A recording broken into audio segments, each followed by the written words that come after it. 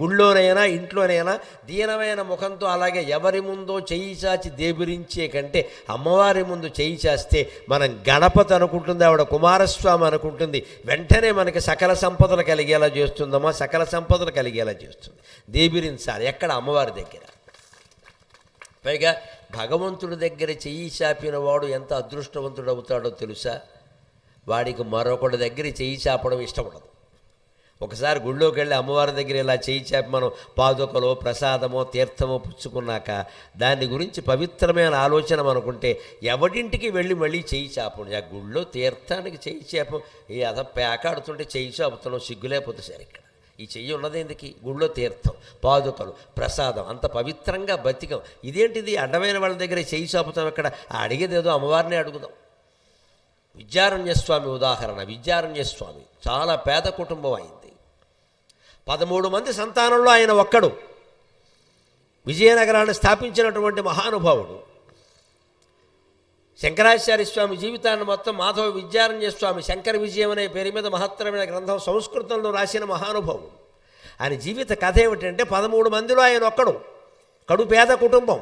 ఇంట్లో పరిస్థితి ఏమిటంటే వాళ్ళ అమ్మగారికి ఒంటి మీదో బట్ట, బండ మీదో బట్ట, అంటే 2 చీరలు.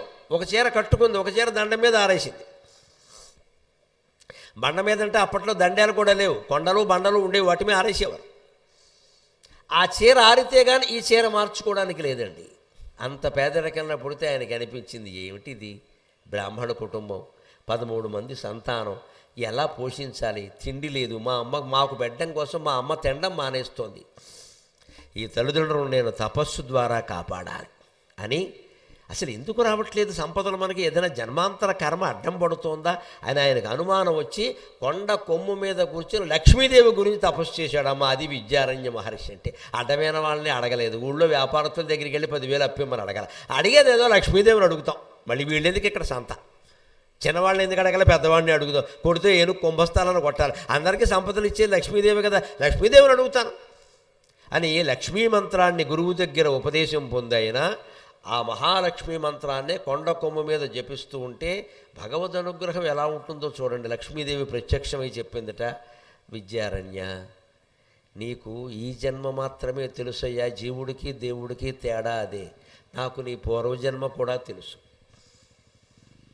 బహూని మే వ్యతీతాని జన్మాని తవ చార్జున తాన్యకం వేద సర్వాణి నత్వం వేత్త పరంతప అని భగవద్గీత 4వ అధ్యాయంలో కృష్ణుడు అర్జునుడితో అన్నట్టే, అర్జున నీకు నాకు చాలా జన్మలు గడిచాయి, తేడా ఏమిటంటే నీకు అవన్నీ తెలియవు, నాకు అవన్నీ తెలుసు. అందుకే నేను వ్యవహరించే విధానం వేరుగా ఉంటుంది, నీ వ్యవహరించే విధానం వేరుగా ఉంటుంది. కాబట్టి మీకు ఆశ్చర్యం కలుగుతుంది. 14వ రోజు యుద్ధం జరుగుతుంటే 13వ రోజు రాత్రి అభిమన్యుడిని చంపేశారు. సాయంత్రం అర్జునుడు మహాపౌరుషంతో యుద్ధం చేస్తున్నాడు. వ్యాసభారతంలో ఆశ్చర్యకరమైన ఘట్టం ఉంటుంది. 14వ రోజు యుద్ధం జరుగుతూ ఉంటుంది. సాయంత్రం సూర్యాస్తమయం అయ్యేలోగా సైంధవుడు చంపుతానన్నాడు అర్జునుడు. చంపకపోతే నేను అగ్ని ప్రవేశం చేస్తానన్నాడు. రెండో తేలిక మొదటిదానికంటే. వాడిని చంపడం ఏమో కానీ వీడు చావడం తేలిక. ఆత్మహత్య తేలికేగా. ఇంకోటి చంపాలంటే చాలా కష్టం. కానీ ఇంకోటి చంపాలంటే చాలా కష్టం, చాలా ధైర్యం ఉండాలి ముందు. ఒకవేళ కత్తి తీసుకుని వాడి ఇంటికి వెళ్ళామనుకోండి చంపుతామని, వాడు ఆ కత్తి తీసుకుని మన చంపుతాడు. ఎందుకంటే మనకు ధైర్యం లేదు. నేను మళ్ళీ అవసరం లేకుండా నువ్వే పట్టుకొచ్చావు కదా లాక్కుని పడుతాడు. మనకు ఆ ధైర్యం ఉన్నప్పుడు ఇంట్లో ఆయుధాలు పెట్టుకోకూడదు, కాబట్టి ఎదుటి వాళ్ళకి ఉపయోగపడతాయి. ధైర్యం ఉండాలి ముందు. అలాగా అర్జునుడు ముందు ప్రతిజ్ఞ చేసేసాడు, సాయంత్రంలోగా సైంధవుడు చంపకపోతే నేను అగ్ని ప్రవేశం చేస్తా. కృష్ణుడు చాలా కోప్పడ్డాడు. అప్పుడు చాలామందికి తెలియదు, దారుకుడుతో అంటాడు, ఏంటి అర్జునుడికి బుద్ధి ఉందా లేదా అంటాడు. సైంధవుడిని చంపాలంటే ఎవరికి చెప్పకుండా పొద్దున్నే బావా టీకి రావయ్యా అంటే వస్తాడు, కాఫీకి రమ్మంటే వస్తాడు. కాఫీలో ఏదో కలిపి లేపే గొడవ వదిలిపోయి శ్రీమద్ రమారావుడు గోవింద. ఇంత ప్రతిజ్ఞ ఎందుకు? కానీ చేసేసాడు. అందుకోసం ఏం చేస్తారు తెలుసా? అర్జునుడిని కాపాడుతూ కాపాడుతూ కాపాడుతూ ఉంటే అనుకోని ప్రమాదం వస్తుందండి. చాలామందికి తెలియదు. అది వ్యాసభారతంలో ఉంటుంది. 14వ రోజు మధ్యాహ్నం 3 గంటల సమయంలో వస్తుంది ఒక ప్రమాదం. శృతాయుధుడు అని ఒక రాజు ఉంటాడు. వీడి ప్రాణానికి వాడు దగ్గరపడ్డాడు అక్కడ అడ్డంగా. అర్జునుడి దగ్గర సైంధవుడి దగ్గరికి వెళదామని చూస్తున్నాడు. 4 అయిపోయింది, 3:30, 4 అయిపోయింది. ఇంకా 2 గంటలు కూడా సమయం లేదు. ఇంకా 50,000 మంది ఉన్నారు సైన్యం అక్కడ. వాళ్ళని దాటుకుని వెళ్ళాలి, సైంధవుడిని చంపాలి. శృతాయుధుడు అని వస్తాడు వాడు. వాడికి శృతాయుధుడు అని పేరు ఎందుకు వచ్చిందంటే వాడి దగ్గర ఒక గద ఉంది. ఆ గద బాగా ఫేమస్. ఆ గదతోనే యుద్ధానికి వస్తాడు వాడు. బాణాలు ముందు వేస్తాడు. బాణాలు పని చేయకపోతే ఆ గద విసురుతాడు. ఆ గద విసిరితే దాని నుంచి శ్రీమన్నారాయణమూర్తి కూడా తప్పించుకోలేడు. అది వాడుకున్న వరం. వాడు శృతాయుధుడు. వాడు ఇలా వచ్చి బాణాలు వేస్తాడు. ఎంతగా అర్జునుడిని ఏం చేయలేకపోతాడు వాడు. అప్పుడు ఒళ్ళు మండి గద విసురుతాడు. ఆశ్చర్యకరంగా భగవంతుడు కాపాడడం అంటే ఎలా ఉంటుందో చూడండి. శ్రీ మహావిష్ణువు కృష్ణుడి రూపంలో అంతవరకు పగ్గాలు పట్టుకున్నాడు కదా, గుర్రాలు నడుపుతున్నాడు కదా. పగ్గాలు పట్టుకున్నవాడు ఒక్కసారి పగ్గాలు వదిలేసి ఇలా లేస్తాడు. ఆ గద విష్ణువును తాకుతుంది, కృష్ణుణ్ణి తాకుతుంది. తాకిన వెంటనే వెనక్కి వెళ్ళి ఆ శృతాయుధుణ్ణి తాకింది. వాడు వెంటనే తలబగిలి చచ్చిపోయాడు. అది కృష్ణ పరమాత్మ అనుగ్రహం అంటే. అర్జునుడికి ఆశ్చర్యమైంది ఒక్కసారి. వ్యాసభారతంలో 14వ రోజు యుద్ధం మధ్యాహ్నం 4 గంటల వేళ ఈ ఘట్టాన్ని వ్యాసుడు అద్భుతంగా వర్ణిస్తాడు. భగవంతుడు నమ్ముకుంటే తిరుగులేదయ్యా అని. అర్జునుడు ఆశ్చర్యపోతాడు. ఇదేమిటి, అసలు కృష్ణుడు ఎందుకు లేచాడు? సారథి లేచాడంటే రధికుడికి అవమానం, అది అంతే కదా. సారథి లేస్తే రధికుడికి అవమానం. రధికుడు అంటే సారథిని కూడా కాపాడుకోవాలి. నా సారథిని నేను కాపాడుకోవాలి, నా సారథిని నన్ను కాపాడటం ఏంటి కృష్ణుడైతే మాత్రం అని ఆయన పౌరుషం వచ్చి, బావా ఎందుకు లేచావు? ఎందుకు ఊరుకో వేరే మొహం, నీకెందుకు తెలియదు, మధ్యలో టీ తాగుదాం లేచా, నీకెందుకు కూర్చో పని చేయాలి ఆయన. ఎందుకు లేచాడంటే అప్పుడు కథ చెబుతాడు. వాడు ఎవడు అనుకుంటున్నావు? వాడు మామూలు రాజు కాదు.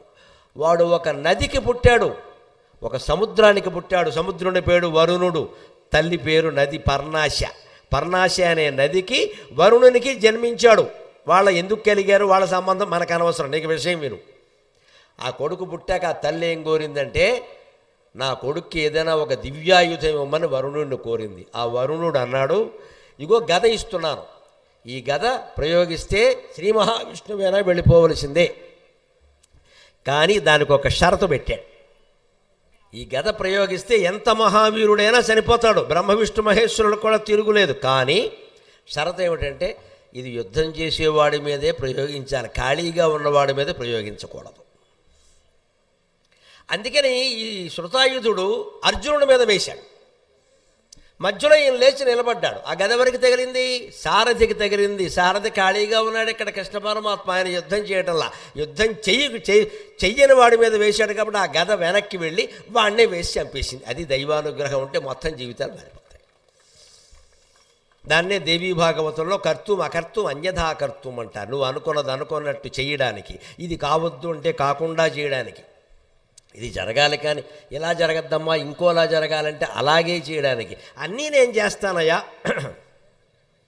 అంటాడు భగవంతుడు ఎప్పుడైనా. అలాగ శ్రీకృష్ణుడు కాపాడినట్టే అమ్మవారు మన జీవితంలో ఏమొచ్చినా సరే కాపాడి ఆ సీన్, ఆ దృశ్యాన్ని మార్చేస్తుందమ్మా, అనుమానం ఏం లేదు అందులో. అందుకని గుళ్ళోకి వెళ్ళి దండం పెట్టి ఏమీ కోరకండి, అన్నీ తెలుసున్నవాడు దయాకరుడు కాబట్టి ఆయనకి నమస్కారం చేసి నీకు తెలుసు కదా అని మనస్సులో నమ శివాయ నమో నారాయణాయ శ్రీమాత్రే నమః అని ఏదో ఒక నామాన్ని మానకుండా ఉంటే ఆవిడ కాపాడి తీరుతుంది. మొత్తం ఆ చిత్రాన్ని మొత్తం శ్రీకృష్ణుడు అర్జునుడి విషయంలో మార్చినట్టే మార్చి పారేస్తుంది అనుమానం వెళ్ళ. అప్పుడు ఎందుకు మారుస్తుంది? జగన్నిర్మాణ ధర్మప్రియ నీ నాబంధములిట్టిపాటివే, నన్ను సముద్రంలో ముంచేస్తావమ్మా, ఇలాగే జగత్తంతా నిర్మాణం చేసింది నువ్వే కదా, నీకు నాకు ఉండే బంధం ఇంతేనా, నన్ను వదిలేయడమేనా అన్యాయంగా అని ప్రార్థిస్తే లొంగని దేవుడు ఉంటాడండి ఎక్కడైనా? అప్పటికి కూడా లొంగకపోతే మరో ప్రార్థన ఉంది. అన్నీ అమ్ముల పొదిలోంచి వస్తూ ఉంటాయి. దేవుణ్ణి కరిగించాలంటే మనుషుల్ని కరిగించినట్టే రకరకాల మాటలు మాట్లాడాలి. అమ్మవారి దగ్గర ఆయుధాలు ఎన్ని ఉంటాయి చూడండి. ఓ చేతిలో త్రిశూలం, ఓ చేతిలో ధనుస్సు, ఓ చేతిలో బాణాలు, ఓ చేతిలో గొడ్డలి, ఓ చేతిలో కత్తి. ఇవన్నీ దేనికండి? యాన విజయదశమి నాడు పూజ చేసుకోవడానికా? ఎవరిని శిక్షించినప్పుడు, లోకంలో ఎవరిని శిక్షించినప్పుడు, లోకంలో ఎవరిని రక్షించినప్పుడు దేవుడికి దేనికండి ఇవన్నీ ఆయుధాలు? అందుకని మనం కూడా దుర్మార్గులు పెరిగిపోతూ ఉంటే, అక్రమార్జనా పరులు పెరిగిపోతూ ఉంటే, అవినీతి పరులు పెరిగిపోతూ ఉంటే, ధర్మాత్ములు తగ్గిపోతూ ఉంటే, దుర్మార్గులకు ఏ శిక్ష పడకుండా వాళ్ళు ఏళ్ల తరబడి తప్పించుకుంటూ ఉంటే అమ్మవారిని ఏం ప్రార్థన చేయాలో తెలుసా? 4-5 ఆయుధములు కేల దాల్చి నిలిచియుందువు దేనికో నిశ్చలముగా, నాలుగైదాయుధములు కేల దాల్చి నిలిచియుందువు దేనికో నిశ్చలముగా, ఎవ్వరికి శిక్ష వేయని ఎవ్వరిని రక్ష చేయని ఎవ్వరికి శిక్ష వేయని నిర్లిప్త సాక్షివేమో. ఇన్ని ఆయుధాలు ఉన్నాయమ్మా, కత్తి పట్టుకున్నావు, గొడ్డలు పట్టుకున్నావు, బాణం పట్టుకున్నావు, రంపం పట్టుకున్నావు, దేనికి? ఫోటోలకు పోజులు ఇవ్వడానిక ఇవన్నీ? నేను లోకంలో దుర్మార్గులు ఇంతమంది ఉన్నారు, వాళ్ళెవరిని నువ్వు శిక్షించకపోతే, ధర్మాత్ములైన వాడిని కాపాడకపోతే ఇంకేం చేస్తావు ఇక్కడ ఖచ్చితంగా అని మనం ప్రార్థన చెయ్యాలి. అప్పటికీ కరక్కపోతే కన్నీళ్ళు పెద్ద మంత్రం. మానవుల్ని కరిగించడానికి కన్నీరు ఉపయోగిస్తుంది అంటే దేవుణ్ణి కరిగించడానికి కన్నీరు ఎక్కువ ఇంకా ఉపయోగపడుతుందమ్మా. మహిళలు అదృష్టవంతులు, మాకంటే మీకు తొందరగా వచ్చేస్తే కన్నీళ్ళు. 2 కుండలు ఉంటాయి కళ్ళల్లో, ఎప్పుడు కావాలంటే అప్పుడు కుళాయి ఆన్ చేస్తే చాలు మొత్తం వచ్చేస్తాయి. మొగుడైనా మావగారైనా కరిగిపోయి అట్టే రొట్టె మట్టి అయిపోవలసిందే. పైగా మన శాస్త్రాలు ఏం చెబుతున్నాయంటే ఆ ఆడది ఏడిచిందంటే ఆ ఇంట్లో సంపదలు ఉండవంట. అందుకే ఓ మొగాడు శుభ్రంగా తాగేసి వచ్చి కొట్టేసేట, మళ్ళీ వాడు ఏడుస్తూ ఉంటే ఏడిచామంటే చెదగొట్టేస్తా. ఇందాక పురాణంలో చెప్పారు ఆడది ఏడవకూడదు, వీడిని కొట్టచ్చు తప్పులేదు అంటే ఆవిడ కొట్టేసి చెదగొట్టేసి ఏడుస్తుంటే ఏడవకూడదని చెప్పారు పురాణాలు. ఇన్ని దాగమని చెప్పారు ఏంటి పురాణాల్లో, అది మనకు అక్కలా. ఆడది ఏడవకూడదని చెప్పారు అంటే ఆడవాళ్ళకి ఏడ్చే హక్కు కూడా లేదా? ఆడది కన్నీళ్లు పెట్టకుండా ఉండాలంటే మొగాడు ఆ కన్నీళ్లు పెట్టే అవసరం ఆవిడికి రాకుండా చూడాలి. అది కాపురం అంటే. అంత పరిస్థితి ఎందుకు వచ్చింది? అది ఈ మొగాడి వల్ల కాకూడదు. ఏదో పిల్లల గురించో బయట వాళ్ళ గురించో అది వేరే విషయం ఉంటే ఏంటి, వీళ్ళ బాగాలేవు ఏమిటని అడిగితే ఆవిడ చెబుతుంది కదా, ఆ పరిష్కరిస్తూ. దానికి మనమే కారణమైతే ఇంతకంటే కర్మ ఉందా ఇంకా?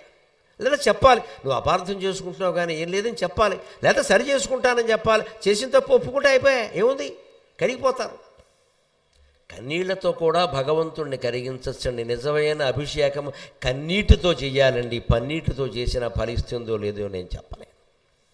ఎందుకంటే ఎవరైనా మనమైనా కురిసిన చల్లిన పన్నీటిని మర్చిపోగలం, కురిసిన కన్నీటిని మర్చిపోగలమా? ఓ పెళ్ళికి వెళ్ళామనుకోండి, ఇప్పుడు తగ్గిపోయే ఆచారాలు. పూర్వం పన్నీరు బుడ్డితో వచ్చి అందరి మీద జల్లేవారు, ఇప్పుడు ఎవడో జల్లట్లేదు. ఇక్కడ మొత్తం దానికి ఓ మనిషిని పెడతారు, వాడు జల్లకుండా పోతాడు. అక్కడ ఈ సంత వచ్చింది ఈవెంట్ మేనేజ్మెంట్ అని, ప్రతిదానికి ఓ మనిషి. తాళి కట్టడానికే పెళ్లి కొడుకుని పెట్టారు, దానికి కూడా ఈవెంట్ మేనేజర్ని చూస్తే సరిపోయింది. అన్నిటికీ ఈవెంట్ మేనేజర్. ఇంకా అసలు మీ కన్యాదాత ఏమవుతాడో పెళ్లి కూతురు ఏమవుతుందో తెలియదు ఇక్కడ. పూర్వం అలా కాదండి, బంధువుల్లో మేనమామ లేకపోతే పెద్దన్నగారు వచ్చి వాళ్ళ ఆవిడ ఇంటి పెద్దకోళ్ళు ఆ పన్నీరు బుడ్డి గంధం అన్ని పట్టుకొచ్చి అందరి దగ్గరికి వచ్చి ఇలాంటి ఇతిమి జల్లేవారు. ఆడాళ్ళ మీద ఆవిడ, మగాళ్ళ మీద ఈయన. అలా పెళ్లిలో జరిగిన పన్నీటిని మనం మర్చిపోవచ్చండి. కానీ ఎవరైనా మన అక్కడ అవమానిస్తే కురిసిన కన్నీటిని మనం మర్చిపోగలమా? ఎన్నేళ్ళైనా ఆ పెళ్లి గురించి ఎవరైనా ప్రస్తావిస్తా, పన్నీరు చల్లగానే సరిపోయింది ఏంటి? ఒక ఆవిడ నన్ను ఎంత మాట అందో తెలుసా, ఆవిడకి బిడ్డలు ఉన్నారు, నాకు బిడ్డలు లేరని ఇష్టం వచ్చినట్టు మాట్లాడింది అని ఆ తల్లి మర్చిపోతుందండి ఆ దుఃఖాన్ని. ఎప్పుడు ఆ పెళ్లి ప్రస్తావన వచ్చినా ఆవిడ అలా అంది అంతే అర్థమవుతుంది కదా. పన్నీరు కంటే కన్నీరు గొప్పది, బాగా గుర్తుంటుంది. దేవుడి దగ్గర కూడా పన్నీరు కంటే కన్నీరు బాగా గుర్తుంటుంది. అందుకే అమ్మవారి దగ్గర నిలబడి అన్ని జరిగిన దానవు కన్నీరెరుగంగలేవే కాదనగలవా, అన్ని జరిగిన దానవు కన్నీరెరుగంగలేవే కాదనగలవా, చిన్ని గరిక పువ్వొక్కటి కన్నీటను తడియుచుండ కనవా వినవా. నేను కవిని, అవధానిని, నేను పద్యంలో ప్రార్థించానమ్మా, మీరు వచనంలో ప్రార్థించండి, నష్టం ఏమిటి? అమ్మవారికి పద్యమే వచనం, అమ్మవారికి వచన కవిత్వం కూడా తెలుసు, అన్ని భాషలు తెలుసు. ప్రార్థన చేరాలి అంటే మన హృదయం నిష్కల్మషంగా ఉండాలి. అన్నీ తెలిసిన దానివి కన్నీటి విలువ తెలియదా? కాదనగలవా? చిన్న గరిక పువ్వు ఒక్కటి, ఏదో ఒక గడ్డి పువ్వు లాంటి మనిషిని నేనే పెద్ద గులాబీ పుష్పాన్న, చామంతి పుష్పాన్న, మహారాజులు ధరించే పుష్పాన్ని కాదు, రోడ్డు మీద ఉండే గడ్డి పువ్వుని, రోడ్డు మీద కూడా రోడ్డు పక్కన ఉండే గడ్డి పువ్వు లాంటి మనిషిని, ఈ చిన్న గడ్డి పువ్వు కన్నీళ్లతో తడిసిపోతూ ఉంటే నీకు కనబడడం లేదా అని అమ్మవారిని ప్రార్థిస్తే అమ్మవారు ప్రత్యక్షమై అన్ని రకాల కష్టాలు పోగొడుతుందండి. ముగిస్తూ మనం ఒక్క మాట చెబుతాం. మన హిందూ దేవాలయ సంస్కృతి గురించి, విగ్రహారాధన గురించి చాలామందికి అనుమానం ఉంటుంది. ఊరికే రాళ్ళకి మొక్కుతారు, మీరు రాళ్ళకి మొక్కుతారు అని ఇతర మతాల వారు ఆక్షేపిస్తూ ఉంటారు. మన వాళ్ళకి అనుమానం వస్తుంది, అవన్నీ బొమ్మలే, అవన్నీ బొమ్మలే, నవదుర్గ అయినా బొమ్మలే, శతదుర్గ అయినా బొమ్మలే, బొమ్మలే కదా మరి అక్కడ ఉన్నది. ఈ బొమ్మలను నమ్ముకుంటే బాగుంటామా? బొమ్మ మాట్లాడుతుందా? దానికి ప్రత్యక్ష నిదర్శనం ఏమిటో తెలుసా? మీ ఇంట్లో మీ అమ్మగారు ఉన్నా సరే మీరు మాట్లాడకపోతే ఆవిడ బొమ్మే కదా. మాట్లాడకపోతే అమ్మ అయినా బొమ్మ అయినప్పుడు మాట్లాడితే బొమ్మ కూడా అమ్మ అవుతుందమ్మా ఖచ్చితంగా. ఇది నిజమైతే అది నిజం అవుతుంది. మన ఇంట్లో మన అమ్మ ఉంది, మా నాన్న ఉన్నాడు, నువ్వు మాట్లాడకపోతే ఏం ఉపయోగం? బొమ్మే. మనం మాట్లాడితేనే వాళ్ళకి ఆనందంగా ఉంటుంది. మరి మాట్లాడకపోతే అమ్మ కూడా బొమ్మలా శిలా విగ్రహంలా ఉండిపోయినప్పుడు బొమ్మ అయినా సరే నువ్వు మాట్లాడితే అమ్మవారు అవుతుందండి. వ్యర్థంగా ఫోన్లో వాళ్ళతో వీళ్ళతో గంటలు మాట్లాడతాం, భగవంతుడితో మాట్లాడలేరా? గుళ్ళో బహిరంగంగా మాట్లాడితే పిచ్చాడంటారండి. మీ ఇంట్లో మాట్లాడండి.